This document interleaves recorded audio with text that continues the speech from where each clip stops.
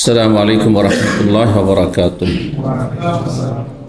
إن الحمد لله نحمده ونستعينه ونستغفره ونعوذ بالله من شرور أنفسنا ومن سيئات أعمالنا.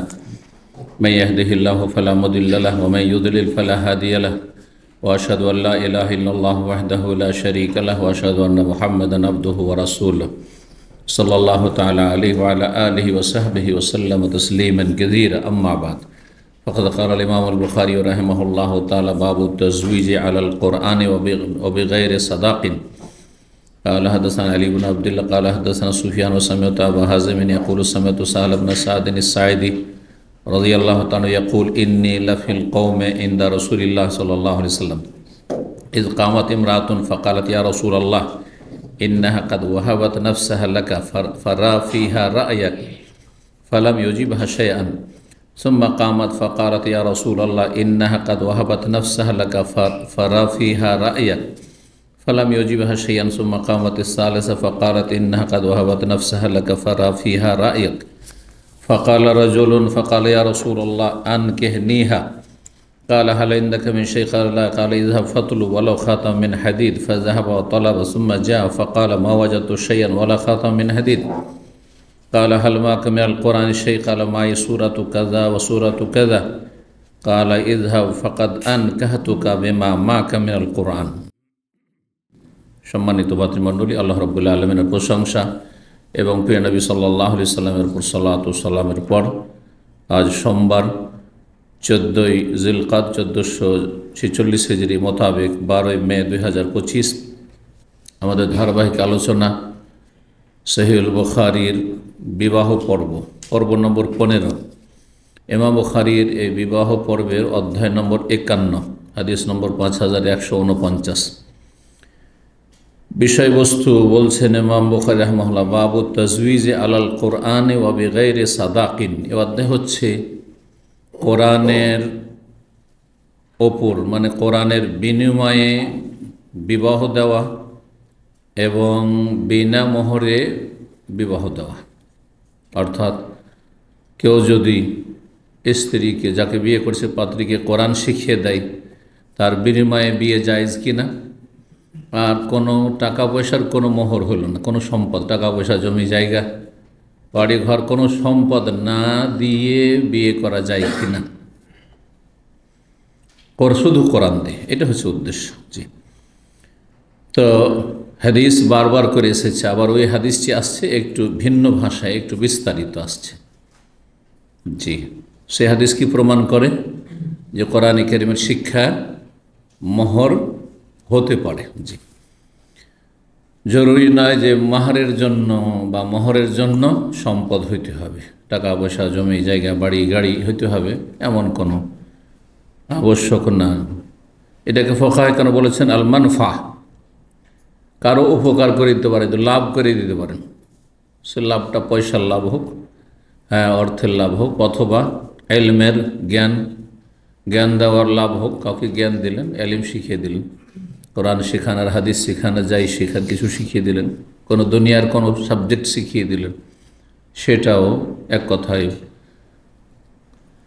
পাত্রীকে কোনো লাভজনক কিছু করে সেটাকে মোহর হিসাবে গণ্য করা যেতে পারে।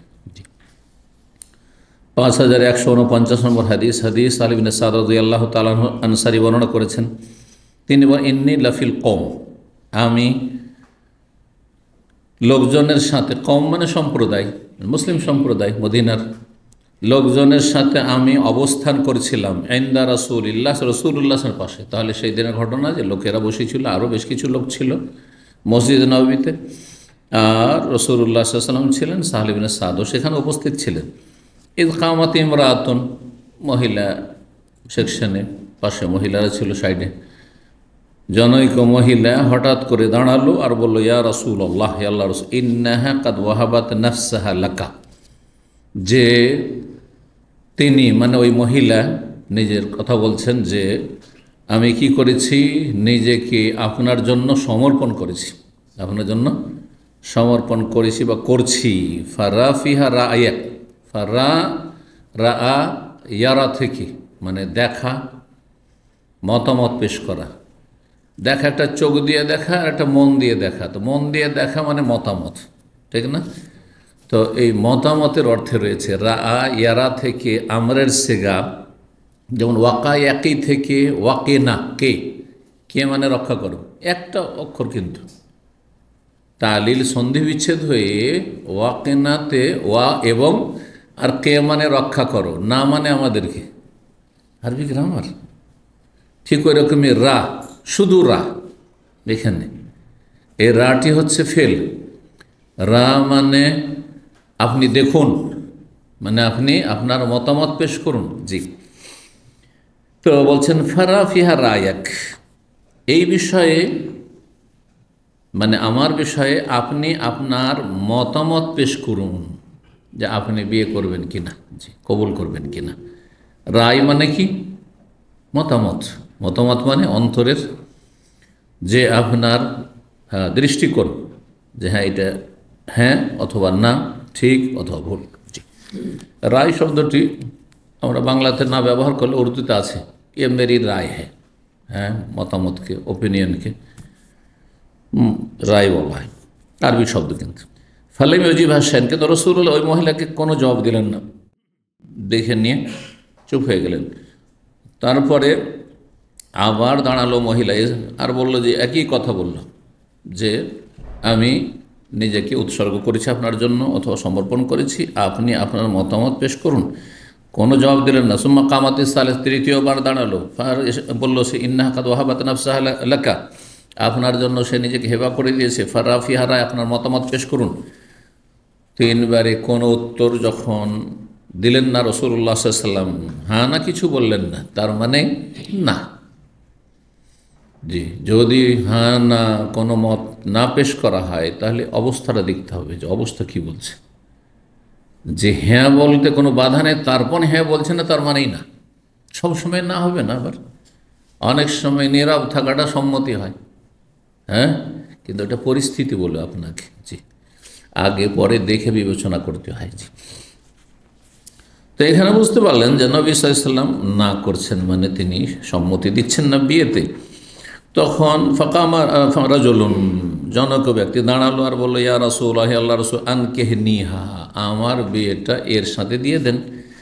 কালা হাল ইনদাকা মিন শাই, তোমার কাছে কিছু আছে? কাল আল্লাহ, বলো কিছুই না। কালা ইযহাব, যাও আর বাড়িতে তলাশ করো, আলো খাতামিন হাদিল, লোহার আংটি হলো। ফাযাহাবা, বাড়ি গেল, তলাশ করলো, তারপরে ফিরে আসলো, বললো মা ওয়াজাদতু শাইআন, কিচ্ছু পেলাম না, ওয়ালা খাতামিন হাদিল, লোহার আংটিও নেই। কালা হাল মা কামিয়াল কোরআনে, সে কোরআনে কিছু মুখস্থ আছে তোমার কাছে? কালা মাই সুরাত কাজ, সুরাত কাজ, অমুক অমুক অমুক সুরা মুখস্থ আছে। কালা ইযহাব, যাও, ফাকাদ আনকাহতু কাহা, তোমার বিয়ে দিয়ে দিলাম তার সাথে। এখানে আনকাহতু কাহা এসছে কিসের বিনিময়? বেমা মা কামিয়াল কোরআন, তোমার কাছে যে কোরআন রয়েছে, মানে কোরআন যে তোমার মুখস্থ আছে, তার বিনিময়ে সেটা তাকে শিখিয়ে দেবে, মুখস্থ করিয়ে দেবে। জি, তো কোরআনই এখানে মাহার হয়েছে। জি, অর্থ সম্পদ জরুরি নয়। এখানে আনকাহতু শব্দ এসছে, অন্য জায়গায় মাল্লাকতু কাহা, তোমাকে মালিক বানিয়ে দিলাম। তাহলে বোঝা গেল যে নবী সাল্লাল্লাহু আলাইহি ওয়াসাল্লাম তো একটা ঘটনায় কয়েকটা ভাষা বলেননি, শব্দ একটাই বলেছেন। কথাটি সূক্ষ্ম বিষয়, হাদিসের বিষয়ে, হাদিসের সাবজেক্টে, সেটা হচ্ছে যে বর্ণনাকারীরা কখনো কখনো রেওয়ায়া বিল মানা করেছেন, মানে ভাব অর্থ বর্ণনা করেছেন, শব্দ বর্ণনা করেননি। অর্থাৎ রাসূলুল্লাহ সাল্লাল্লাহু আলাইহি ওয়াসাল্লাম একটি শব্দ বলেছেন, হয় মাল্লাকতু কাহা বলেছেন, আর না হয় আনকাহতু কাহা বলেছেন, বা জাওয়াজতু কাহা বলেছেন, কিন্তু একজন রাবী এক এক রকম বর্ণনা করেছেন। তার মানে একজন হুবহু শব্দ বর্ণনা করেছেন, আর একজন ভাবটা বর্ণনা করেছেন। যেমন আমি কোনো আলোচনা করছি, আর একজন মাশাআল্লাহ স্মৃতিশক্তি বেশ ভালো, যেই ভাষাগুলো বলেছি ওই ভাষাতে আপনি কথাটি ব্যক্ত করছেন। এটা হচ্ছে রেওয়ায়াত বিল আলফাজ, যে আমার শব্দগুলি আপনি বর্ণনা করছেন, যেই শব্দে যে বাক্যে বলেছি। আর একজন আমার ভাব অর্থ তার আঞ্চলিক ভাষা বর্ণনা করছে। আমি সে আঞ্চলিক ভাষা বলিনি, আমি খামু বলিনি, আমি জামু বলিনি, সে খামু জামু দিয়ে করছে, কিন্তু অর্থ একই দাঁড়াচ্ছে। এটাকে কি বলা হয়? রেওয়ায়া বিল মানা। জি, তো হাদিসের ক্ষেত্রে রেওয়ায়া বিল মানা মানে ভাব অর্থ বর্ণনা করা মুহাদ্দিসিনদের কাছে বৈধ, জায়েজ, যদিও শব্দ যদি কেউ সংরক্ষণ করতে পারে যে নবী সাল্লাল্লাহু আলাইহি ওয়াসাল্লাম কী শব্দটি বর্ণনা করেছিলেন, কি শব্দ তিনি বলেছে, উচ্চারণ করেছিলেন, তাহলে সেটা বেশি ভালো যে নবী সাল্লাল্লাহু আলাইহি সাল্লামের অর্থ শব্দ দুটোই সে সংরক্ষণ করে মুখস্থ রেখেছে, বেশি ভালো। কিন্তু যদি সেটাই কড়াকড়ি শর্ত লাগিয়ে দেওয়া হইতো তাহলে অনেক হাদিস মানুষ মুখস্থ রাখতে পারতো না। কারণ মানুষ দ্বিধাগ্রস্ত হইতো যে নবী সাল্লাল্লাহু আলাইহি সাল্লাম এখানে জাওয়াজতুকা বললেন না, না আনকাহতুকা বললেন না, মাল্লাকতুহা বললেন, সন্দেহ হচ্ছে, তখন বর্ণনাই করবো না ভয়ে, না জায়েজ কাজ করবো না, তাহলে তো হাদিসে কী হয়ে যেত, আমাদের কাছে পৌঁছিত না। এই জন্য এই ছাড়টি দেওয়া হয়েছে। এইরকম ফতোয়া মাসলা মাসাইল আমার কাছে শুনছেন অথবা কার কাছে শুনছেন, যদি ভাব অর্থ ঠিক থাকে তাহলে আমার শব্দ ছাড়া আপনি আপনার শব্দে সেটাকে, আপনার বাক্যে সেটাকে আপনি পেশ করতে পারেন, কিন্তু যদি অর্থ পাল্টিয়ে দেন তখন হারাম। যেমন একটা উদাহরণ মাঝে মাঝে বলি, আমি একবার বলেছিলাম যে ইসলামে গণতন্ত্র নেই, ঠিক আছে? তখন একজন প্রশ্ন করছে, সম্ভবত মাসিক মদিনা অথবা রহমানি পাইগাম দেওবন্দি কওমিদের ওতে, যে একজন শেখ দামামে থাকেন, ওই লোক কিন্তু খবরে থাকে যে প্রশ্নকারী, লিখছে আমি খবর দিই, আজকে থেকে 22 বছর 24 বছর আগে, বলছে যে উনি বলছেন যে ইসলামে রাজনীতি নেই। রাজনীতি আর গণতন্ত্র দুটো প্রতিশব্দ না ভিন্ন শব্দ? ভিন্ন শব্দ, অর্থ আলাদা। গণতন্ত্র মানে আল্লাহর দুশ্মন আর আল্লাহর দোস্ত সমান, বোঝা গেছে? রাসূলুল্লাহ সাল্লাল্লাহু আলাইহি সাল্লামের ভোট, নওজুবিল্লাহ, আর আবু জাহেলের ভোট সমান গণতন্ত্রে। এটা আপনি মেনে নেবেন? বুঝেন না মূর্খের মতো, সেই জন্য বলছেন আমরা গণতন্ত্রে বিশ্বাসী। আপনার মূর্খামির কারণে বলছেন আপনি এতে বিশ্বাসী। কী করে এতে বিশ্বাসী হইতে পারেন যে আম্বিয়া রসুলগণ আর আম্বিয়া রসুলগণের দুশ্মন তারা সবাই সমান কি করে হইতে পারে? অসম্ভব কথা। জান্নাতি জাহান্নামে কী করে সমান হইতে পারে? কিন্তু ইসলামের রাজনীতি আছে। ইসলামের রাজনীতি আপনার পশ্চিমা রাজনীতি আছে, মানবরচিত রাজনীতি আছে। ইসলামের রাজনীতি কোরআন হাদিসের রাজনীতি আছে। রাজনীতি কে করবে? যে রাষ্ট্র চালাবে। আরে ভাই, আমি রাষ্ট্র চালাবার ধারে কাছে নেই, কোনো পদই নেই আমার কাছে, তো আমার রাজনীতি নিয়ে এত মাতামাতি করে লাভটা কি? আমি কোরআন হাদিস নিয়ে মাতামাতি করবো যে আমি এই দিয়ে আপনাদেরকে কিছু উপকার করতে পারবো, বুঝতে পেরেছেন না? কিন্তু একটা গণ্ডমূর্খ রাজনৈতিক বিষয়ে মন্তব্য করছে, কারণ সে ইসলাম বুঝে না। সেই জন্য ইসলামের সিয়াসা শারঈয়া আছে, মানে ইসলামিক শারঈ রাজনীতি আছে, ওহি ভিত্তিক রাজনীতি আছে। আর সেটা কারা করবে? যারা রাষ্ট্র চালাবে। যদি আপনাকে আমাকে পদ দিয়ে দেওয়া হয়, তখন আমাকে দেশটা কী করে চালাইতে হবে, অথবা আমার অঞ্চলটা কী করে চালাইতে হবে, আমি আমার দেশটিকে কী করে শান্তি প্রতিষ্ঠা করব, মানুষকে কী করে সুখী সমৃদ্ধ করব, এগুলো তখন আমি চিন্তা ভাবনা করব। জি,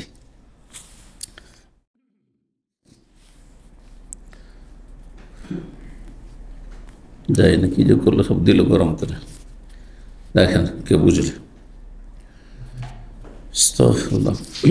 চলেন তো, হাদিস হয়ে গেছে। 52 নম্বর অধ্যায় বলছেন বাবুল মাহরে বিল উরুজে ওয়া খাতামি মিন হাদিদ। এই অধ্যায় হচ্ছে কেউ যদি মোহর দেয় কোনো সামগ্রী, উরুজ আরজের বহুবচন, টাকা পয়সা দিলেন না, কিছু সামগ্রী দিয়ে দিলেন।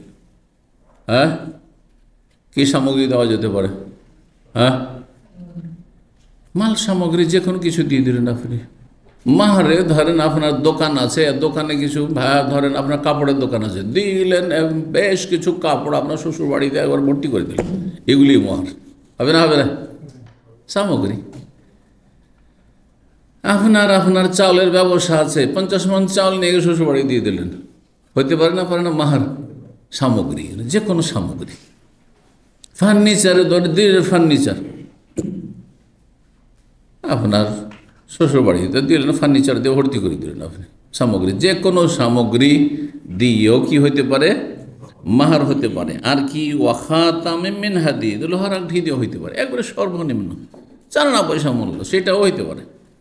জি, সুতরাং সর্বনিম্ন মোহর ইসলামে ধার্য নেই, আর সর্বর্ধ মোহর ধার্য নাই। এর আগে বলেছি কিন্তু কোটি কোটি টাকাও মোহর হইতে পারে, দুই পক্ষের সম্মতিতে, জবরদস্তি নয়। আর 1 পয়সাও হইতে পারে, কিছু একটা হইতে পারে। 5150 নম্বর হাদিস, সাহল ইবনে সাদ রাদিয়াল্লাহু তাআলা আনহু থেকে বর্ণিত তিনি বলেন নবী কাল রাজুল নবী সাল্লাল্লাহু আলাইহি ওয়াসাল্লাম জনৈক ব্যক্তিকে বলেছিলেন তাজাওয়াজ, তুমি বিয়ে করো ওয়ালাউ বিখাতাম মিন হাদিদ, একটি লোহার আংটির বিনিময় হলো। তাহলে বোঝা গেল যে লোহার আংটি কি টাকা নয়, দিরহামও না দিনারও না, সামগ্রী। তো অন্য সামগ্রী দিয়েও কি হতে পারে, আপনার মাহর হতে পারে। 53 নম্বর বাবু শুরুতে ফিন্নিকা, এ অধ্যায় হচ্ছে বিবাহে কোনো শর্ত লাগানো। শর্তের বহু বচন শুরুত। আর বাংলা দেখেন, বাংলায় কিন্তু আমরা ধার করছি আরবি থেকে, আমাদের কাছে বাংলায় কিন্তু কিছু নেই। শর্তের বাংলা জানা আছে? আমার একটা আপনার সাথে শর্ত আছে, বাংলা বলেন তো দেখি। আমার তো জানা নেই, যদি কারো জানা থাকে তো শিখার শেষ নেই, থাকতে পারে, কিন্তু আমার জানা নেই। আপনার জানা আছে? বলে কন্ডিশন। মাশাআল্লাহ, তাই না? তো শর্ত মেল ভাষা ধার করে, যে কোনো ভাষা অন্য ভাষার মুখাপেক্ষী ধার করে। সবচেয়ে কম ধার করে আরবি ভাষা। আরবি ভাষা সবচাইতে ধনাঢ্য ভাষা। যে যত ধনী তত বেশি মানুষের ধার ধারে না। টাকাও আছে, জমি জায়গাও আছে, ফসল আছে, সব রকম ফসল আছে। ডালও জমি থেকে হয়, চালও জমি থেকে হয়, গমও জমি থেকে হয়, সবই হয়। আর শাকসবজি জমি থেকে হয়। তাহলে কত লোকের মুখাপেক্ষী হইতো, আর মুখাপেক্ষী না, যেহেতু সব কিছু বাড়ির, ঠিক কিনা? গ্রামে গঞ্জে যারা গৃহস্থ একসময় আমরা দেখেছি, তো তাদের অধিকাংশ সব কিছু বাড়ি থেকেই হইতো, জমি জায়গাতে সবই হচ্ছে।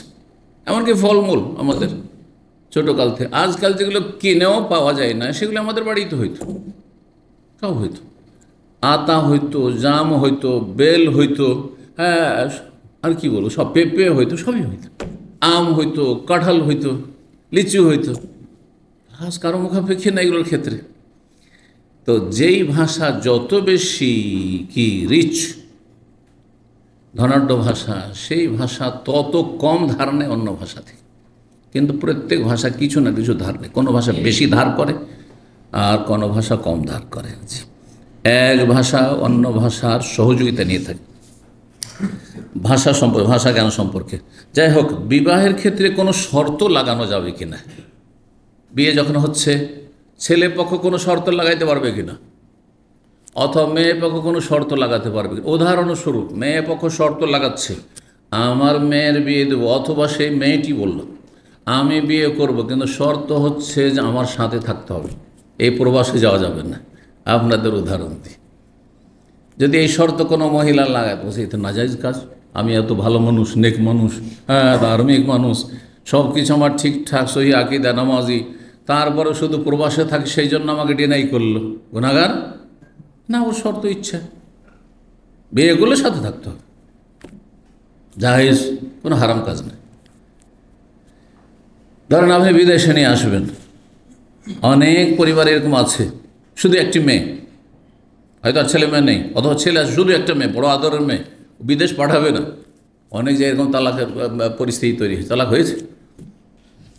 এখন শর্ত লাগায়নি বিয়ের সময় কোনো পক্ষ, আর হঠাৎ করে বলছে আমি বিদেশ নিয়ে যাবো, বলছে না মেয়েকে বিদেশ পাঠাবো না, তখন ঝামেলা বাঁধবে না? বাঁধবে না। কিন্তু আগে থেকে যদি শর্ত লাগাতেন বিয়ের সময় ছেলে পক্ষ, আমি বিয়ে করবো ঠিক, কিন্তু আমি কিন্তু বিয়ের পরে বিদেশ নিয়ে যাব, যে দেশে থাকি সৌদি আরব নিয়ে যাবো, অথবা ইউরোপে থাকি ইউরোপ নিয়ে যাবো। অনেক মেয়েরা ইউরোপ যেতে চায় না, হ্যাঁ আমেরিকা যেতে চায় না, আপনার কাফের দেশে যেতে চায় না, আমি যাবো না, পরে ঝামেলা মেয়েদের তালাক যেন না হয়।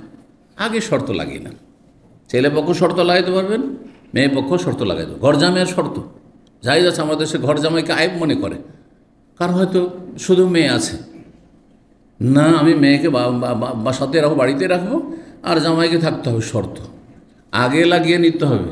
বিয়েটা দিয়ে দিল, তারও বলছে যে বাবা তোমাকে কিন্তু আমার বাড়িতে থাকতে হবে, যে না আমি থাকবো না, তালাক হবে না? হবে না, ঝগড়া হবে, ঝামেলা হবে। আগে এই শর্ত লাগিয়ে দিলে কোনো অসুবিধা নেই। মেয়ের বিয়ে দিব তুমি পছন্দ, তোমার পরিবার পছন্দ, কিন্তু শর্ত হচ্ছে যে আমার বাড়িতে তোমাকে থাকতে হবে, তোমার বাবা মায়ের বাড়ি ছেড়ে। ঘর জামাই আমার একটা মেয়ে, আমি একটা ছেলের মতো আমার জামাই চাই, কোনো অসুবিধা নেই, জায়েজ আছে। আপনি মানলে বিয়ে করেন, আর না মানলে অন্য জায়গায় দেখেন। আপনি আল মুসলিমুন আলা শুরুতে, মুসলিমরা যে যেমন শর্ত করবে শর্ত পুরা করতে হবে, তবে হারাম শর্ত লাগানো যাবে না। হ্যাঁ, হারাম শর্ত লাগানো যাবে না। যেমন যদি ছেলে বেদিন ফাসেক, হ্যাঁ বেহায়া বেপর্দাময়া মেয়েকে পছন্দ করে, পর্দানাসীন মেয়ে, বিয়ে করার শর্ত লাগাচ্ছে, বিয়ে করবো আপনার মেয়েকে কিন্তু বোরখা পরা চলবে না, হ্যাঁ শাড়ি পরে ঘুরতে হবে, মাথা খুলে ঘুরতে হবে, জায়েজ? শর্ত লাগানো হারাম, আর শর্ত মানাও হারাম।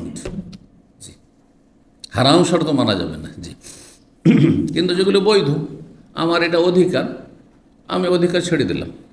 অনেক মেয়েরা, পয়সাওয়ালা মেয়ে, সে শুধু একজন স্বামী চায়, কিন্তু সে স্বামীর ঘরে থাকতে চায় না, সেকেন্ড ম্যারেজে রাজি হয়তো, কিন্তু সে বলছে যে না, আমি আমার বাড়িতে, আমার বাড়ি আছে, আমি বাড়ি ছেড়ে যাব না, আমার বাবার যথেষ্ট সম্পদ পেয়েছি, তুমি আমার বাড়িতে এসে থাকবে, অথবা যখন তুমি সময় পাবে তখন আসবে, হ্যাঁ, কিন্তু আমি আমার বাড়িতে উঠে যাব না। আগে শর্ত লাগালে যাইজ, কোনো অসুবিধা নেই।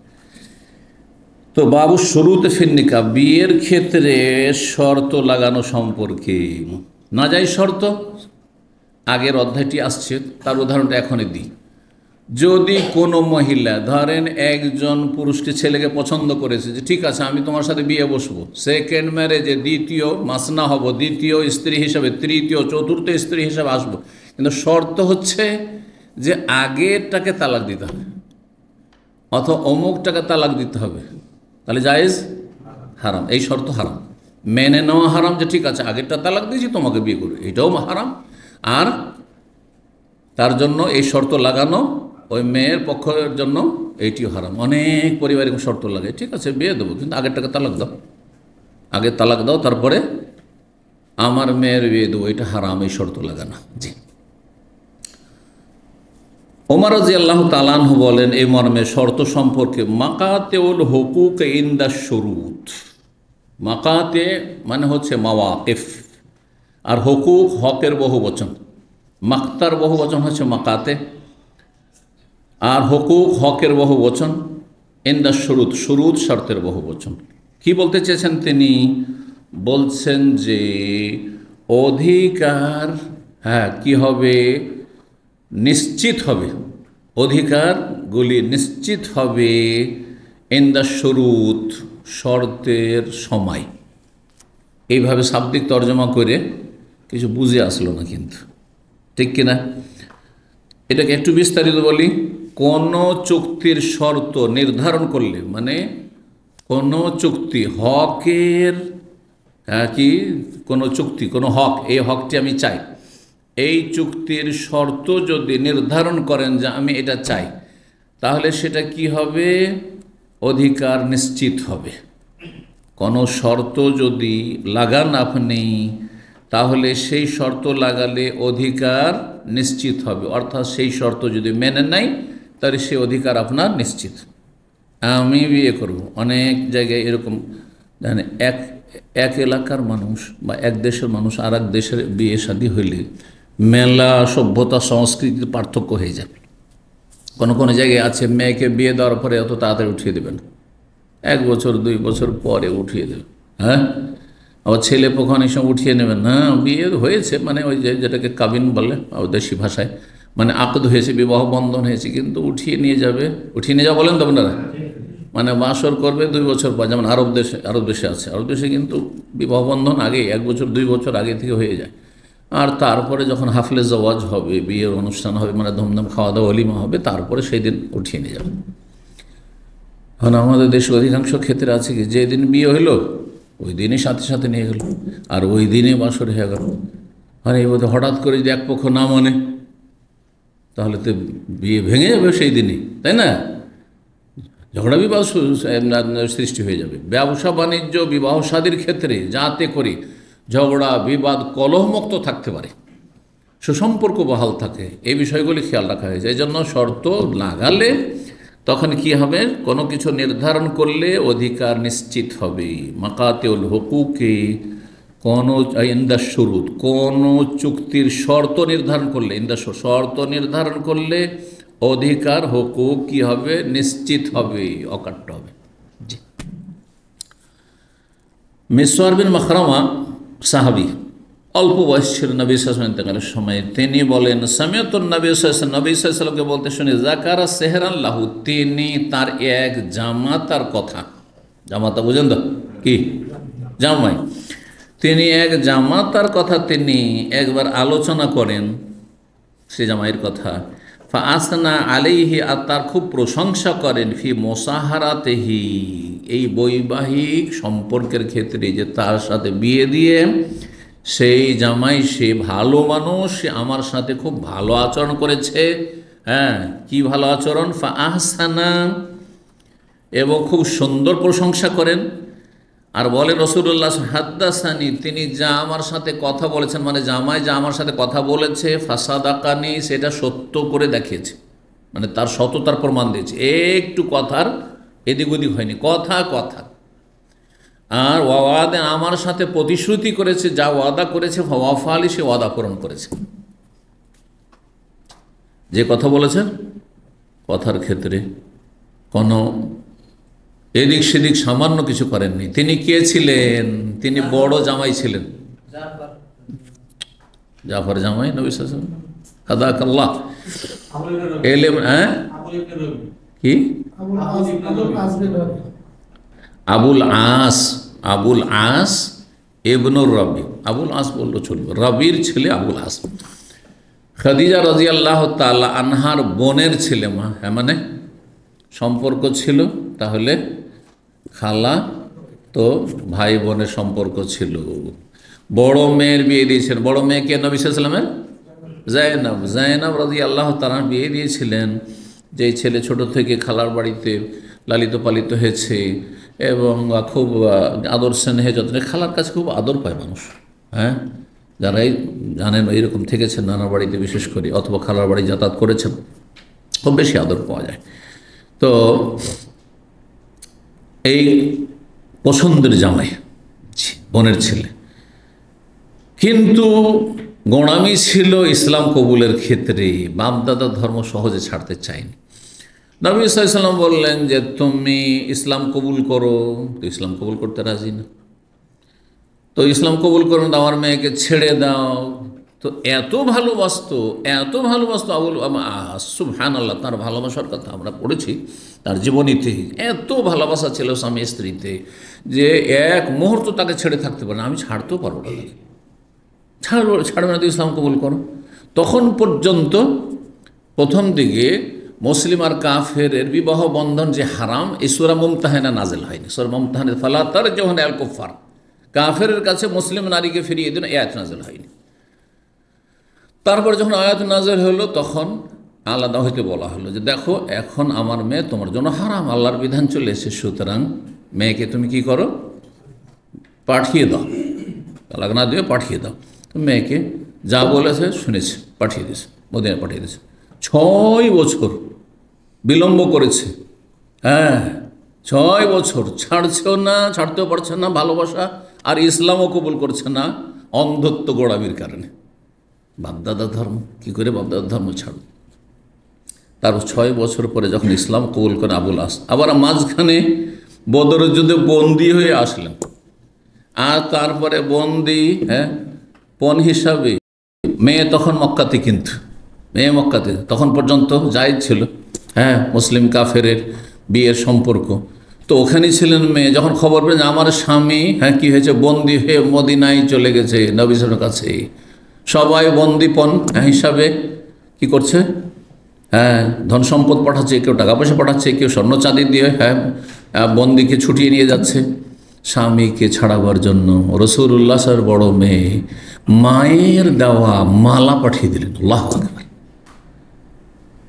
মা দুনিয়া থেকে চলে গেছেন, এই মালাটি যখন নবী সাল্লাল্লাহু আলাইহি ওয়াসাল্লাম পেশ করা হলো যে আবুল আসকে ছাড়ানোর জন্য এই মালা সামনে, এটা কে পাঠিয়েছে, চিনে ফেলেছেন মালা দেখে।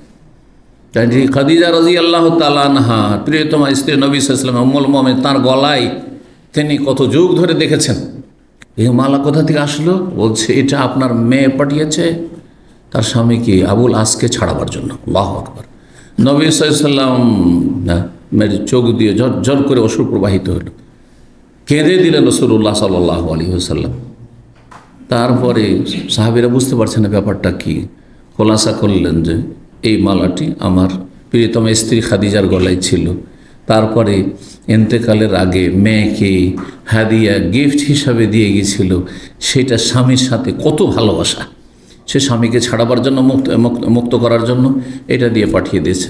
তোমরা যদি অনুমতি দাও, দেখেন এইটা হচ্ছে ইসলামী শাসকের ইসলামিক চরিত্র, তোমরা যদি সবাই অনুমতি দাও তাহলে আমার এই মেয়ের যে মালাটি তার মা গিফট দিয়েছে, তার মা দুনিয়াতে চলে গেছে, আমি ফিরিয়ে দিচ্ছি তাকে।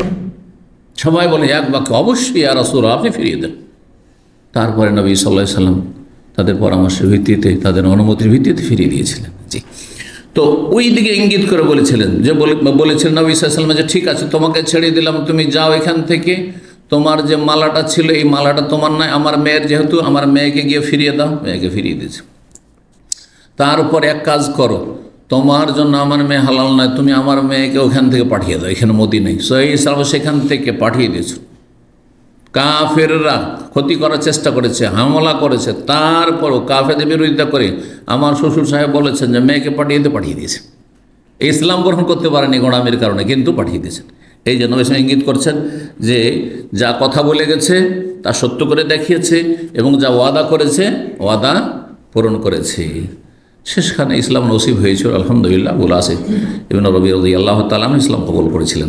5151 নম্বর হাদিস বর্ণনা করেছেন উকবা রাদিয়াল্লাহু তাআলা, তিনি বলেন নবী সাল্লাল্লাহু আলাইহি ওয়াসাল্লাম বলেছেন, আহাক্কু মা আওফাইতুম মিনাশ শুরুত, যেই শর্ত পূর্ণ করা সবচেয়ে বেশি হক রাখে, সবচেয়ে বেশি অধিকার রাখে, যেই শর্ত পূরণ করা, শর্ত পূরণ যদি বৈধ হয় সবগুলি উচিত, কিন্তু কিছু শর্ত রয়েছে যেগুলো খুব গুরুত্বপূর্ণ শর্ত, পুরা করা উচিত। যেমন স্বামী স্ত্রীর মাঝে সদাচরণ, যদি শর্ত লাগায় যে আমার সাথে যেন ভালো আচরণ করে, স্বামী বলছে, এই স্ত্রী যদি শর্ত লাগায় যে ঠিক আমার স্বামী, আমার শ্বশুর শাশুড়ি যেন আমার সাথে ভালো আচরণ করে, এই শর্ত আমি লাগছে, খারাপ আচরণে যেন না হয়, এটা পয়সার চাইতে বেশি গুরুত্বপূর্ণ, ঠিক কিনা? সব শর্ত একই পর্যায়ে নয়। তাহলে বলছেন নবী সাল্লাল্লাহু আলাইহি ওয়াসাল্লাম যে সব শর্তগুলি পূর্ণ করা সবচেয়ে বেশি অধিকার রাখে, তার অন্যতম হচ্ছে আন্তুফু বিহি, যেটা পূর্ণ করবে সেটা কি, মাস্তাহলালতুম বিহিল ফুরুজ, যেই শর্তের মাধ্যমে তোমরা গুপ্তাঙ্গকে হালাল করে থাকো। একটা নারীর ইজ্জত একজন পুরুষের জন্য কখন হালাল হয়? হ্যাঁ, আল্লাহর এই কালেমার মাধ্যমে, সেটা হচ্ছে বিবাহ বন্ধন, ইজাব এবং কবুলের মাধ্যমে। মেয়ের বাবা বলল যে আমি বিয়ে দিলাম, আর ছেলে বলল আমি কবুল করলাম, এর মাধ্যমে, এটি আল্লাহর বিধান। এর জন্য কি করতে হবে? শর্ত হচ্ছে মাহার দিতে হবে। মোহর নির্ধারণ করলে নির্ধারিত মোহর, আর মোহর নির্ধারণ না করলে মাহারে মেসল, মানে অনুরূপ আশেপাশে এই সমাজে আত্মীয় স্বজনদের মাঝে, মেয়ের আত্মীয় স্বজনের মাঝে কেমন মোহরের প্রচলন রয়েছে সেই অনুপাতে মোহর দিতে হবে। এটি আদায় করা সবচেয়ে বেশি হক রাখে। উদ্দেশ্য হচ্ছে মোহর একটি শর্ত, আর মোহর দিতেই হবে, আর এই হক পূরণ করা বেশি অধিকার রাখে, যার মাধ্যমে তুমি একজন নারীর ইজ্জতকে কী করছো, হালাল করছো। জি, তাহলে বোঝা গেল যে শর্ত আছে ইসলামে, বৈধ শর্ত আছে বিবাহ শাদীর ক্ষেত্রে। মোহর ছাড়াও আরও যেসব শর্ত লাগানো যেতে পারে, যদি কেউ মনে করে, যদি মনে করে না কোনো শর্ত নেই, অসুবিধা নেই। 54 নম্বর অধ্যায় হচ্ছে বাবু শুরুত আল্লাতী লা তাহিল্লু ফিন নিকাহ। এখানে আরেকটি কথা বলি, আজকাল অনেক মেয়েরা লেখাপড়া করতে খুব আগ্রহী। মেয়েরা বিয়ের পরেও লেখাপড়া কমপ্লিট করবে। হ্যাঁ, গ্রাজুয়েশন করেনি, এখন 1-2 বছর বাকি আছে, আমি এটা কমপ্লিট করব। অথবা তা করে আমি মাস্টার ডিগ্রি করব, মাস্টার ডিগ্রি হচ্ছে আমি পিএইচডি করব, আমার পড়াতে যেন বাধা না দেয়। এখন এইখানে শর্ত লাগিয়ে নিতে পারে যে আমি লেখাপড়া করব। সে বুঝে সুঝে সে শর্ত মানুক, আর না হলে বিবাহ না করুক। এখন চুপচাপ বিয়েও বসে গেলেন, একজন মেয়ে বিয়ে বসে গেল, আর মনে মনে থাকলো যে ওকে আমি কি করে নেবো, মানিয়ে নেবো, আর আমি লেখাপড়া করবো। আর তারপরে পেয়ে গেলে একজন কট্টর, একেবারে শক্ত, পড়তে দেব না, আর এও কট্টর যে আমি পড়বো, কী হবে অবস্থাটা? তালাক হয়ে যাবে, হচ্ছে এইভাবে। সেই জন্য বিষয়গুলি আগেই যদি শর্ত লাগিয়ে না হয় তাহলে নিরাপদ। যেই শর্তগুলি হালাল নয়, 54 নম্বরে বাবু শুরুত, এই অধ্যায় হচ্ছে এমন শর্তগুলি সম্পর্কে আল্লাতি লা তাহিল্লু, যেগুলি হালাল নয়। হালাল নয় মানে কি? হারাম। হ্যাঁ, এর আর একটি শব্দ হচ্ছে হারাম। দুই নেগেটিভে পজিটিভ হয়, এটা জানেন কি না? নাই নাই কি হয়? হ্যাঁ হ্যাঁ, জি হ্যাঁ, হ্যাঁ হয়। তো হালাল নয় মানে হারাম, হারাম নয় মানে হালাল। যেই বিবাহের ক্ষেত্রে যেসব শর্তগুলি হালাল নয়, তালাবিন মাসুদ আব্দুল মাসুদ রাদিয়াল্লাহু তাআলা আনহু বলে, লা তাশতারিতুল মারআতু তালাক উখতিহা, কোন মহিলা বিবাহ বসার সময় যেন তার বোনের, দিনী বোন, মুসলিম বোন, তার বোনের তালাকের শর্ত না লাগে। ঠিক আছে, তোমাকে খুব পছন্দ, আমি বিয়ে করব, অথবা মেয়ের বাবা বলছে বিয়ে দেবো, তুমি খুব পছন্দ বাবা, কিন্তু তোমার যে স্ত্রী আছে ওকে তালাক দিতে হবে। তোমার সম্পর্কে টানাপোড়া চলছে, বলছো হয় ওই বিয়ে টিকবে না, অনেক ছেলেরা এই করে, না না না ওর সাথে খুব সম্পর্ক খারাপ, ও বিয়ে টিকবে না, ওকে রাখবো না, এই মৌখিক এমনি বললো না, শর্ত, লিখিত শর্ত করেন। হ্যাঁ, আর না হলে নাই, কিন্তু শর্ত লাগাবেন তারপরে বিয়ে দেবেন, এটা করা নিষেধ। কথা বোঝা গেছে? আর ধোকাও দেবেন না, মুখে মুখে বললেন, আপনার বাস্তা করে নিল, আর তারপরে বিয়ে দিয়ে দিল, আর তার ভেসে গেল, তারপরে তালাক, আপনারও তালাক ছাড়লেন না, ওকে রাখো না আমাকে রাখো, এরকমটাই হচ্ছে। সতীন মেনে নিতে চাইছেন। তো যাই হোক, এক কথায় স্বাভাবিক অবস্থায় আছে, এমন নয় যে তালাকের কাছাকাছি চলে গেছে, তার একটা ফাইনাল হয়ে যাক, তাহলে তারপরে দেখো যদি হয়ে যায় তখন আমরা বিয়ে দেবো, তাহলে কথা পাকা, কিন্তু শর্ত লাগায় না যে তালাক দাও তাহলে আমার মেয়ে দেবো, আর তালাক না দিলে মেয়ে দেবো।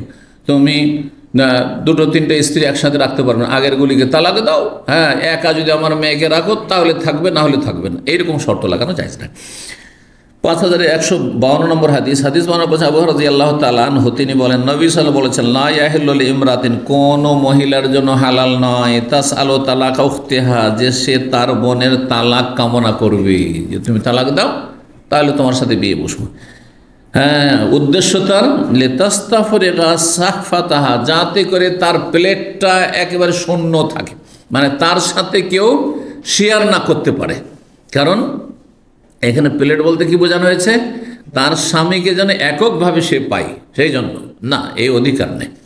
তুমি জানছো যে তার একটা স্ত্রী আছে বা দুটো তিনটে স্ত্রী আছে, তুমি যদি বিয়ে বসতে চাও চুপচাপ বসো, কিন্তু বলবে আগেরগুলোকে তালাক দাও তাহলে বিয়ে করবে, এই কথা বলা যায় না, এই শর্ত মানাও যায় না, আর এই শর্ত লাগানোও যায় না। 55 নম্বর অধ্যায় বলছেন, বাবু সুফরাতিল মুতাজাওবিজ, এই অধ্যায় হচ্ছে বরের জন্য হলুদ রঙের সুগন্ধি ব্যবহার করা। বর যদি কি করে, হলুদ রঙের কিছু, হলুদ রঙ বলতে কি, আমাদের সমাজে কিন্তু গ্রামে গঞ্জে হলদি মাখা, গ্রামে কি শহরেও হলদি মাখা, এটা হিন্দুদের থেকে এসছে। হলদি মাখার অনুষ্ঠান, হলদি মাখার বিশেষ পোশাক, হ্যাঁ কি বলে এটাকে, গায়ে হলুদ লাগানো, হ্যাঁ গায়ে হলুদ লাগানো, এগুলো হিন্দু সভ্যতা, বিজাতির সভ্যতা, এগুলো অনুকরণ জায়েজ নাই।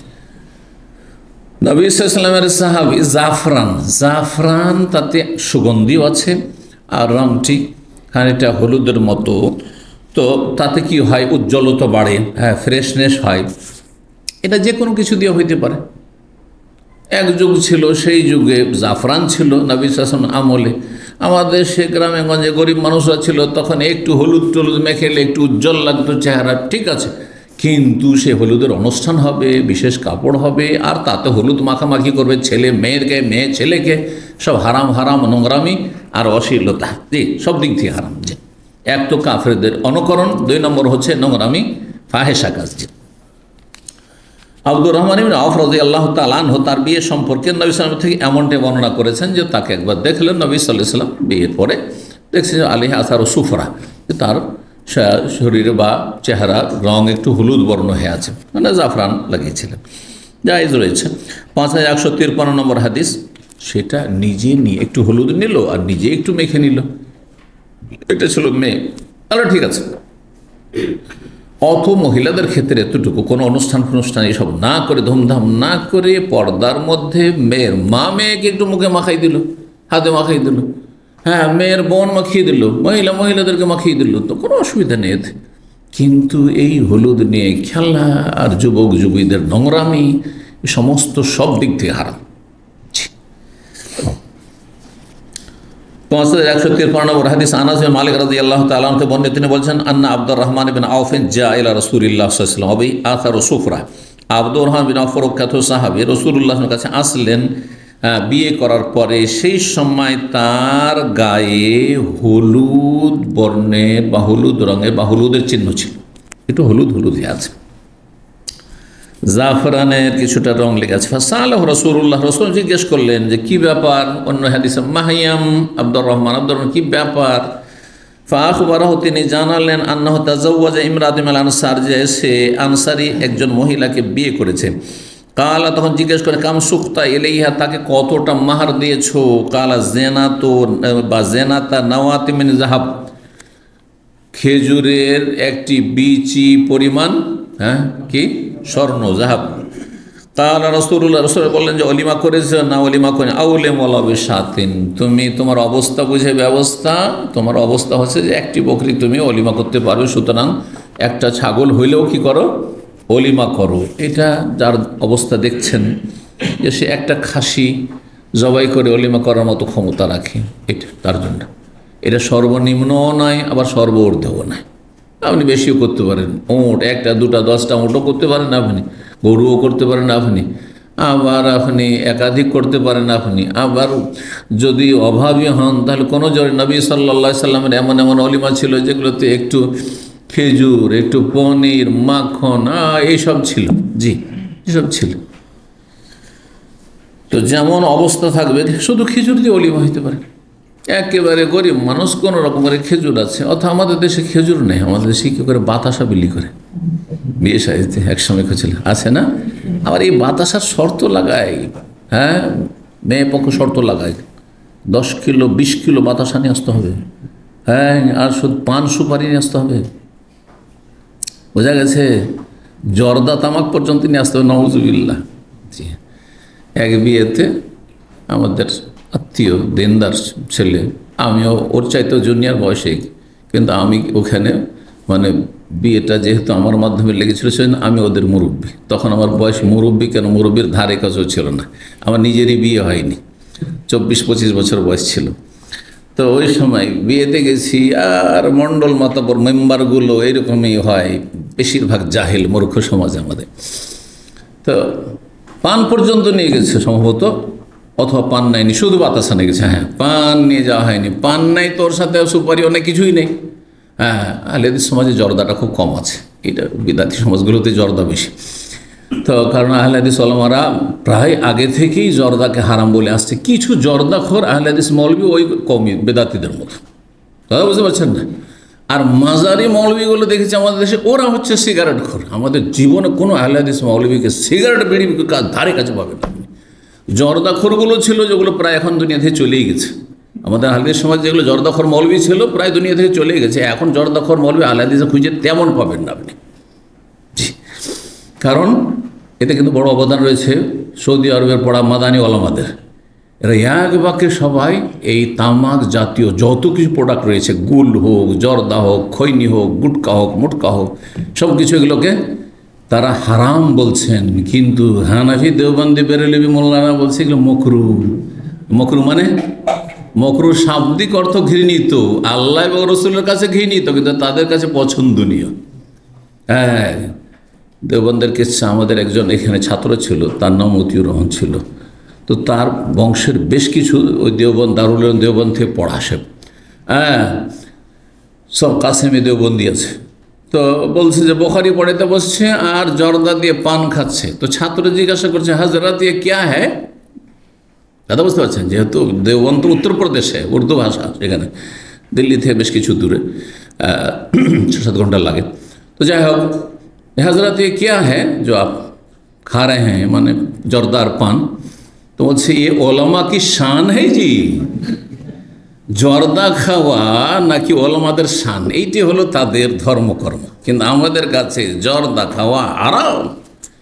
একটা সাধারণ মূর্খ মুসলিমের জন্য হারাম, আলেম তো দূরের কথা, আলেম তো ধারে কাছে যেতে পারে না। কিসের আলেম সে যদি হারাম খাবে? তো জি, আল্লাহ হেদায়েত দান করেন দেখে। তো বাতাসার কথা বলতে গেলে, বাতাসা নিয়ে গেছে কিন্তু ওই যে পান নিয়ে যায়নি। তো ওই মেম্বার সাহেব গ্রামের নেতা, সে বলছে পান কোথায়, না এটা তো ঠিক হলো না, পান নিয়ে আসা হয়নি, সব ভাগবন্ট, গোটা গ্রাম পান খাবে বসে বসে। তখন মেয়ের বাবাও কিছু বলছে না। জামাই তো আমাদের দেশে গালে হাত দিয়ে বসে থাকে আগের যুগে, আজকালকার জামাইরা তো চেঞ্জ হয়ে গেছে। আগে কি হইতো, একটা রুমাল মুখে দিয়ে করে বসে দেখেছেন না, দেখেন নাই, এখনো রুমাল মুখে দেয় নাকি? আচ্ছা, যাই হোক, আমরা করিনি, কিন্তু যদি আজকে থেকে 36-37 বছর আগে বিয়ে করেছি, ওই সব কাজ করি। এত লজ্জা যেখানে নাই, তো লজ্জার ভান করারই কি আছে? হ্যাঁ, তো যাই হোক, তো চিন্তা করলাম যে বয়স কম হইলেও যেহেতু সেখানে আলেম, আমি তখনকার এক জায়গায় শিক্ষকতা করতাম মদিনায় আসার আগে, জামিয়া ইসলামিয়া বেনারস থেকে পাস করে চলে গেছি। তো আমি বললাম যে আমরা পান নিয়ে আসিনি, আপনার বিয়ে দেবেন না দেবেন না? ও হিম্মতের সাথে, যৌবন কাল ছিল, কিন্তু দূরে গিয়ে কথা বলা এত সাহস, হ্যাঁ, না হলে অন্য জায়গায় হইলে তো অনেক জায়গাতে এইটা নিয়ে মারপিট শুরু হয়ে যেত, তাই না? আল্লাহ হেফাজত করুক। তো যাই হোক, যেমনই কথা বলা, তখন মেয়ের বাবা ভয় পেয়ে গেছে যে বিয়ে ভেঙে না যায়, কারণ এ তো কড়া কথা। তো তখন বলছে না না না, বিয়ে পড়িয়ে দেন, বিয়ে পড়িয়ে দেন। তখন এই গ্রামের যে মেম্বার ছিল, ও তো হয়ে গেল, চুপ হয়ে গেল, কারণ মেয়ের বাবা বলে বিয়ে পড়িয়ে দেন, বিয়ে পড়িয়ে দেন। বাবুন, এই অধ্যায় 56 নম্বর অধ্যায়। এই অধ্যায় হচ্ছে আগের অধ্যায়ের সাথে সম্পর্কিত। 5154 নম্বর হাদিস। আনাস বলছেন, আউলামান নবী সাহেব জাইনাবা, নবী সাল্লাল্লাহু আলাইহি ওয়াসাল্লাম জাইনাব বিনতে জাহাশ রাদিয়াল্লাহু তাআলা আনহাকে যখন বিয়ে করেন, নবী সাল্লাল্লাহু আলাইহি ওয়াসাল্লামের দুই বিবির নাম জাইনাব ছিল। দুইজন উম্মাহাতুল মুমিনিন নাম কি ছিল? জাইনাব। একজন জাইনাব বিনতে জাহাশ, এটি হচ্ছে তার ঘটনা, অলিমার ঘটনা। আরেকটা জাইনাব বিনতে খুজাইমা। আর জাইনাব মদিনায় তাহলে মেলা জাইনাব। জাইনাব নামটি কিন্তু সেই সময় অনেক বেশি ছিল মুহাজিরদের মধ্যে, আনসারের মধ্যে। জাইনাব নবী সাল্লাল্লাহু আলাইহি ওয়াসাল্লামের বড় মেয়ের নাম, তাই না? জাইনাব নবী সাল্লাল্লাহু আলাইহি ওয়াসাল্লামের প্রখ্যাত সাহাবী আব্দুল্লাহ মাসউদের স্ত্রীর নাম জাইনাব ইমরাত আব্দুল্লাহ মাসউদ, যিনি সচ্ছল মহিলা ছিলেন। আর স্বামী ছিল একজন মাসউদ গরিব। তো স্বামীকে আমি যাকাত দিতে পারবো কিনা গরিব হলে, ফতোয়া জিজ্ঞেস করতে এসেছিলেন।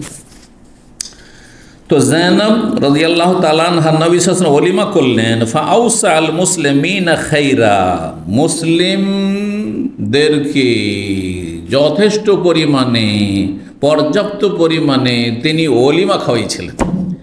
হ্যাঁ, খুব বেশি করে কি করেছিলেন? আউসা মানে প্রশস্ত করা। তো খাওয়া দাওয়ার প্রশস্ততা মানে কি? হ্যাঁ, খুব বেশি পরিমাণ, পর্যাপ্ত পরিমাণে কি করেছিলেন? তাদেরকে ওলিমা খাওয়াইছিলেন। ফাখারাজা, তারপরে বের হলেন, কামায়াসনা ও ইজাতা যাও, যখন বিয়ে করতেন তখন তিনি বের হলেন। ফাআতা হুজারা উম্মাহাতিল মুমিনিন ইয়াদউ ওয়া ইয়াদউনা লাহু।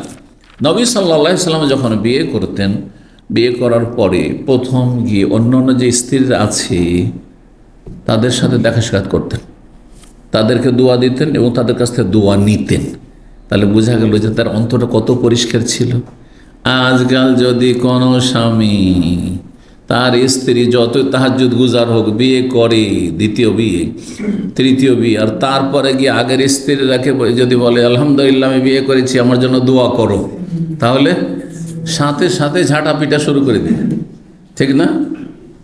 ঝাঁটা পিটা যদি নাও করে তো একেবারে কান্নাকাটি করে একেবারে বেহুশ হয়ে যাবে। হয়তো খুব আদব কায়দা, আল্লাহর ভয় ভীতি আছে, হয়তো মারামারি করবে না, কিন্তু একেবারে কি যে করবে আল্লাহ জানে। জি, আল্লাহ হেফাজত করুক, সঠিক বুঝ দান করুক, মহিলাদেরকে উদারতা দান করুক। জি, তো নবী সাল্লাল্লাহু আলাইহি ওয়াসাল্লাম এ বিয়ে করার পরে খাওয়া দাওয়া অলিমা হয়ে গেল, লোকজনকে খাওয়িয়ে দিলেন। তো লোকজন এখন বিদায় হয়ে যাবে, তো অধিকাংশ লোকেরা বিদায় হয়ে গেছে, কিন্তু কয়েকজন বসে থেকে গেছে, গল্প করতে আছে। খাওয়া দাওয়ার পরে দীর্ঘ সময় ধরে কারো বাসাতে বসে থাকা এটা ঠিক নয়, কোরআন কারীম আল্লাহ নিষেধ করেছেন। এটা মানুষের জন্য কষ্টকর। হ্যাঁ, 2-4-10 মিনিট খাওয়া দাওয়ার পরে বসে থাকা অসুবিধা নেই, কিন্তু খাওয়া দাওয়ার পরেও 1-8 ঘন্টা বসে আছেন, খাওয়া দাওয়া হয়েছে রাত 9টা-10টায় আর বসে আছেন 11টা পর্যন্ত, চলবে? 1 ঘন্টা কষ্ট দিচ্ছেন আপনি। না, খাওয়া দাওয়া হয়েছে বিদায় না আপনি। ফাইজা টাইম তুম ফান্তাশিরু, আল্লাহ সূরা হাজ বলছেন খাওয়া দাওয়া হয়ে গেছে, খেয়ে নিয়েছো, ফান্তাশিরু, এখন ছড়িয়ে পড়ো, যাও নিজের নিজের কাজ করো, গিয়ে ধর্ণা দিও না। তো এরা ওলিমা খাওয়ার পর বসেই ছিল। নবী সাল্লাল্লাহু আলাইহি সাল্লাম উম্মাহাতুল মুমিনদের কক্ষে কক্ষে গেলেন, গিয়ে ইয়াদু নিজেও দোয়া করলেন তাদের জন্য, এবং ওয়াদউন আল্লাহ, তাদেরও কত উদারতা এবং ইখলাস ছিল যে স্বামী নতুন বিয়ে করেছেন, তাকে বরকতের দোয়া, বারাকাল্লাহু লাকা ওয়া বারাকা আলাইকা ওয়া জামা বাইনাকুমা ফি খাইর, দোয়া দিচ্ছেন। সোম্মান সারফা, তারপরে ফিরে আসলেন। ফারাজুলাইন, দেখছেন যে সবাই গেছে কিন্তু দুইজন লোক এরা বসে গল্প করতেই আছে। কিছু লোক গল্পি থাকে, আপনারা কি বলেন? আমাদের অঞ্চলে গল্পি লোক বলে, গল্প খুব পছন্দ করে। ওরা কথা বলতে দেবে না, সব কথা ওকে একে কেড়ে নেবে, বদ অভ্যাস সেটি। ফারাজা, এদেরকে দেখে নবী সাল্লাল্লাহু আলাইহি ওয়াসাল্লাম আবার ফিরে চলে আসলেন। জি, যদি আপনি বিরক্তি বোধ করেন আর আপনার মজলিসে, এদেশে মজলিস বলে, ড্রয়িং রুম, বৈঠকখানা, এই ড্রয়িং রুমটা সবাই বলছেন, কিন্তু আজকাল কি বলছেন? আমরা কিন্তু ছোটকাল থেকে বৈঠকখানা বলি। আপনারা কি বলেন? বৈঠকখানা। তো বৈঠকখানা, খানা মানে ঘর আর কি, বৈঠক ঘর। তো বৈঠক ঘরে দেখছি যে লোক বসে আছে, যাচ্ছেন, আবার আপনি ভিতরে চলে যান। এটা ইঙ্গিত, সিগন্যাল যে বিদায় হওয়া তাড়াতাড়ি। আবার একটু পরে আসেন, গেছে কিনা, দেখছেন আবার যায়নি, আবার এসে আবার চলে যান। কথা বুঝতে পারছেন? আর একটা সিগন্যাল দেন, ওয়ার্নিং, যে বিদায় হোক। তো নবী সাল্লাল্লাহু আলাইহি ওয়াসাল্লাম তাই করলেন। দেখলেন যে দুজন লোক বসেই আছে, সবাই চলে গেছে খেয়ে দিয়ে। ফারাজা, ফিরে চলে আসলেন। লা আদরি আখবারতুহু, তারপরে নবী সাল্লাল্লাহু আলাইহি ওয়াসাল্লাম, আমি মনে নাই ঠিক, আনাস বলছেন যে আমি তাকে বললাম, ইয়া রাসূলুল্লাহ, ওই যে দুইজন লোক বসেছিল না, কারণ ওরা যতক্ষণ বিদায় না হচ্ছে সেই পাশের রুমেই নবী সাল্লাল্লাহু আলাইহি ওয়াসাল্লামের স্ত্রী যায়নাব রয়েছেন, বাসর করবেন তিনি, আর বৈঠক ঘরে খেতে দিয়েছেন, বসে আছে এরা। উখবেরা, অথবা অন্য কেউ তাকে খবর দিল, সংবাদ দিল, বেখুরুজ হেমাজে, তারা দুইজন চলে গেছে। তখন নবী সাল্লাল্লাহু আলাইহি ওয়াসাল্লাম বাড়িতে ফিরে আসলেন কক্ষে, আর ফিরে আসার পরে ভিতরে পর্দা ফেলে দিয়ে ঢুকে গেলেন। তখন আমি বিদায় হয়ে গেলাম সেখান থেকে। লম্বা হাদিসটি, এরপরে বিস্তারিত আসছে যে কীভাবে কী হলো, এখানে সংক্ষেপ করা হয়েছে। জি, 57 নম্বর অধ্যায়ে বাবুন, এই অধ্যায় হচ্ছে কাইফা ইউদআ লিল মুতাজাওবিজ, বিবাহিত ব্যক্তি বরের জন্য কিভাবে দোয়া করবেন। বরের জন্য যে দোয়া করবেন, কি দোয়া দেবেন। যে দোয়াটি বললাম এটা সুন্নতি দোয়া, কিন্তু পুরো দোয়া যদি মুখস্থ না থাকে, ছোট্ট দোয়া এই হাদিস আসছে, সেটি বলেন, বারাকাল্লাহু লাকা, বারাকাল্লাহু লাকা, এতটাই যথেষ্ট। সহিহ বুখারী হাদিসে রয়েছে। জি, 5155 নম্বর হাদিস মনে করছেন আনাস রাদিয়াল্লাহু তাআলা বলছেন, আন্নান নবী সাল্লাল্লাহু আলাইহি আব্দুর রহমান ইবনে আসারা সুফরা, নবী সাল্লাল্লাহু আলাইহি ওয়াসাল্লাম আব্দুর রহমানের গায়ে হলুদ রঙের চিহ্ন দেখলেন। বলে, মাহাজা, এটা আবার কি? কালা ইন্নী তাযাওয়াজতু ইমরাতান আলা ওয়াজনি নাওয়াতি মিন যাহাব, একটি খেজুরের বিচি সমান পরিমাণ স্বর্ণ দিয়ে বিয়ে করেছি। কালা বারাকাল্লাহু লাকা, আল্লাহ তোমার বরকত দিক। আউলেম, তুমি অলিমা করো, অলবের সাথে একটি ছাগল হইল। জি, 18 নম্বর অধ্যায় বাবুদ দুআ লিন নিসওয়াতিল্লাতি ইউহদিনাল আরুসা ওয়ালিল আরুসে, এই অধ্যায় হচ্ছে দোয়া করা ওই সব মহিলাদের জন্য যারা উপঢৌকন পেশ করে বরকে, আরুসকে। কি উপঢৌকন পেশ করে? অর্থাৎ কনেকে সাজিয়ে কি করে? পেশ করে।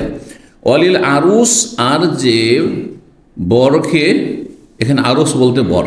জি, আজকাল কিন্তু আরবদের মাতৃভাষায় একটু অন্যরকম হয়েছে। আরুস এরা বলছে ওই কনেকে, আর আরিস বলছে বরকে। এটা বর্তমান যুগের প্রচলিত আরবি, কিন্তু হাদিসের ভাষায় আরুস বলা হয় কাকে? দুলহাকে, দুলহিনকে নয়। দুলহাকে, দুলহা বুঝেন তো? জি, এখান থেকে তো দুলহা ভাই। জি, দুলহা মানে হচ্ছে বর, আর দুলহিন মানে হচ্ছে কনে। জি, দোয়া করা ওই সব মহিলাদের জন্য যারা কি করলো? মেয়েটিকে সাজিয়ে পেশ করলো। কার জন্য? বরের জন্য। তাহলে বোঝা গেল যে একদল মেয়েরা মেয়েটিকে একটু পরিপাটি করে দেবে, সাজিয়ে দেবে। এটা সব আজকাল চলে যাচ্ছে, পয়সা হয়েছে, চলে যাচ্ছে। কোথায় এগুলো? এইগুলো কি বলছে এটাকে? বিউটি পার্লার বলছে, বিউটি পার্লার। তো যাই হোক, সেটা যদি নাজায়েজ কিছু না করে তাহলে বিউটি পার্লারে যাওয়া জায়েজ রয়েছে, কিন্তু নাজায়েজ সেখানে গিয়ে যদি করে, ইসলাম বিরোধী কিছু করে, আপনার ভরু চিকন করে, অথবা ধরেন নখ বড় বড় করে রাখে, অথবা যেসব কাফেরদের কাফেরদের সদৃশ্যতা অবলম্বন করা হয় তখন সেগুলি হারাম। এমনিতেই মেকআপ করতে অসুবিধা নেই, কিন্তু অপচয় না হয়ে যাবে। এমন নয় যে হাজার হাজার লাখ লাখ টাকা খরচ তাতেই করছে, যারা এগুলো করছে তারা হারাম কাজ করছে। জি, অপচয়কারী শয়তানের ভাই।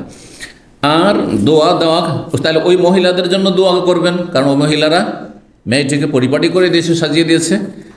আর তাকে কী করা, বরকে কিছু উপঢৌকন দেওয়া, তাহলে বরকে উপঢৌকন দেওয়া যায়।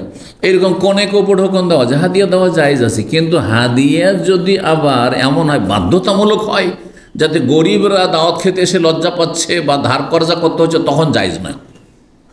এমনিতে বিবাহ শাদীতে হাদিয়া তোহফা দেওয়া, উপঢৌকন দেওয়া যায় শরীয়তে, প্রমাণিত হাদিস দ্বারা। কিন্তু সমাজের চাপে যদি দিতে হয়, অনেক গরিব মানুষরা আমাদের দেশে ধার কর্জা করে বিয়ের দাওয়াত খেতে যাব, আমাদের বাড়িতে আসতো, আব্বার কাছে দেখেছি রাহমাহুল্লাহ 10 টাকা 5 টাকা, তখনকার 5 টাকা কমপক্ষে বা 10 টাকা ছিল, আমরা যখন ছোটো ছিলাম, তারপরে 10 টাকা রেট হলো। কমপক্ষে দাওয়াত খেতে গেলে হোটেল বিল 10 টাকা দিয়ে আসতে হবে। আর সব নোট হচ্ছে, টেবিল নিয়ে বসে গেছে, 4 টেবিল নিয়ে নোট, কে কত টাকা দিল, আর কে কোন গয়না দিল, কে কোন মাল সামান দিল। এগুলো জায়েজ নয়, এগুলো জায়েজ নয়। কিন্তু স্বেচ্ছায় স্বতঃস্ফূর্তভাবে যারা দেওয়ার তারা দিচ্ছে, কোনো অসুবিধা নেই। আর যারা দিচ্ছে না তাদের ক্ষেত্রে মাইন্ড করবেন না, তাদেরকে লজ্জায় ফেলবেন না। এই জন্য যদি হাদিয়া তোহফাগুলি গোপনে হয় তো এটা বেশি ভালো। জি, 5156 নম্বর হাদিস। হাদিস বলছে মায়েশা রাদিয়াল্লাহু তাআলা আনহা বলেন যে তাজাওয়াজানিন নবী সাল্লাল্লাহু আলাইহি ওয়াসাল্লাম আমাকে বিয়ে করলেন। ফাআতাতনি উম্মি, তারপরে একটু বড় হয়েছেন, এখন বাসরে উঠিয়ে দেবেন মেয়েকে। বলছেন আমার মা একদিন, আয়েশা খেলাধুলা করছেন, 9 বছর বয়স হয়েছে, খেলাধুলা করছেন, কিন্তু 6 বছরে বিয়ে, 9 বছরে উঠিয়ে দিচ্ছেন, খেলাধুলা করছে। আর যে সব বান্ধবীগুলো রয়েছে তাদের সাথে খেলাধুলা করছে। হঠাৎ করে মা এসে পিছন দিক থেকে হাত ধরে টানতে টানতে নিয়ে চলে গেল, বুঝতে পারছে না কোথায় আমাকে টেনে নিয়ে যাচ্ছে আমার মা। জি, বলছেন ফাদ খালাত নিদ্দারা, তারপর আমার মা নিয়ে গিয়ে একটা ঘরে আমাকে দিল ঢুকিয়ে। ওই ঘরে বেশ কিছু মহিলা বসে আছে। জি, আর সে মহিলারা পরিপাটি করে দিবে, আর তারপরে নবী সাল্লাল্লাহু আলাইহি ওয়াসাল্লাম সেখানে প্রবেশ করে মহিলারা বেরিয়ে যাবে। আগের যুগে এরকমটা হইতো, একা মেয়েকে করা হইতো না যে ঢুকে যায়, কথা বুঝতে পারছেন।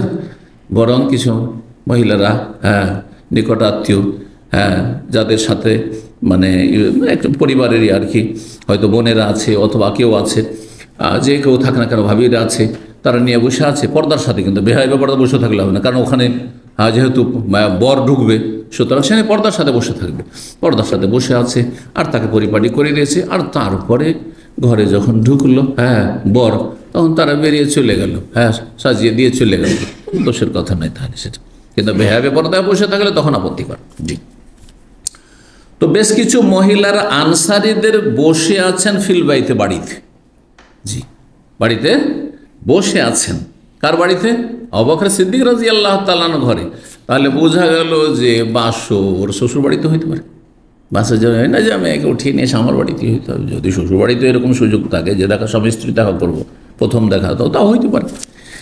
তো যে বাড়িতে বেশ কিছু মহিলারা বসে আছে, ফাকুলনা, সে মহিলারা আমাকে দেখতে মাত্রই কি বললেন, আলাল খাইরে ওয়াল বারাকাতে ওয়া আলা খাইরে তায়রিন, কল্যাণ আর বরকতের দোয়া করি, কল্যাণ এবং বরকত কামনা করি।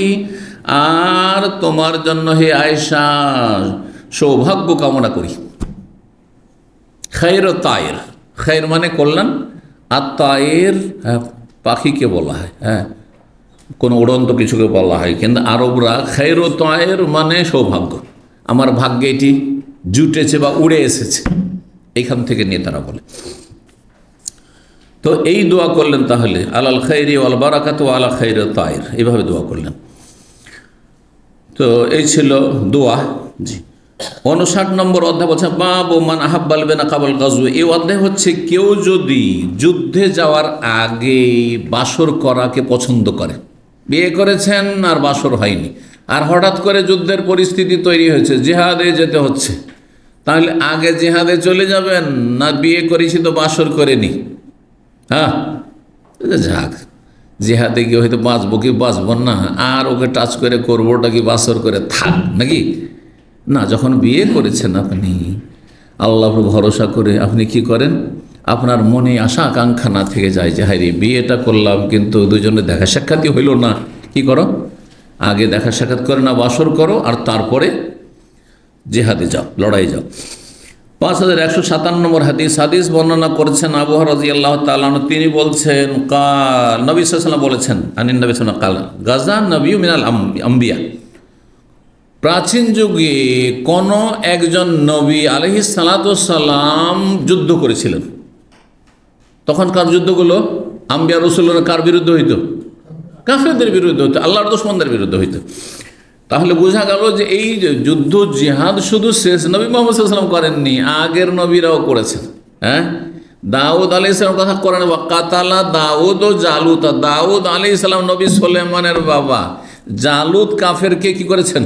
যে জালুত রাজা, তাকে খুন করেছেন, হত্যা করেছেন যুদ্ধের মাঠে। আম্বিয়া রাসূলরা জিহাদ করেছেন। জি, বনি ইসরাঈলদের নবীরা জিহাদ করেছেন। জি, সুলাইমান আলাইহিস সালাম জিহাদ করেছেন। জি, কারণ সুলাইমান আলাইহিস সালাম বিলকিসের রানী সম্পর্কে বলেন যে হ্যাঁ, সে যদি ইসলাম কবুল করে আসে তাহলে ঠিক আছে, স্যারেন্ডার করে, আর না হইলে আমি সেনাবাহিনী রেডি করছি। তো জ্ঞানবতী মহিলা ছিল, রানী ছিল, সে যুদ্ধের পরিস্থিতি তৈরি করতে চাইল না। দেখলে আমি মোকাবেলাও করতে পারবো না, সে কি করলো? আল্লাহ তাকে হেদায়েত নসিব করলে সে ইসলাম গ্রহণ করে নিল। জি, তো হাদিস বলছেন একজন নবী প্রাচীন যুগে জিহাদ করলেন, জিহাদে বেরোলেন।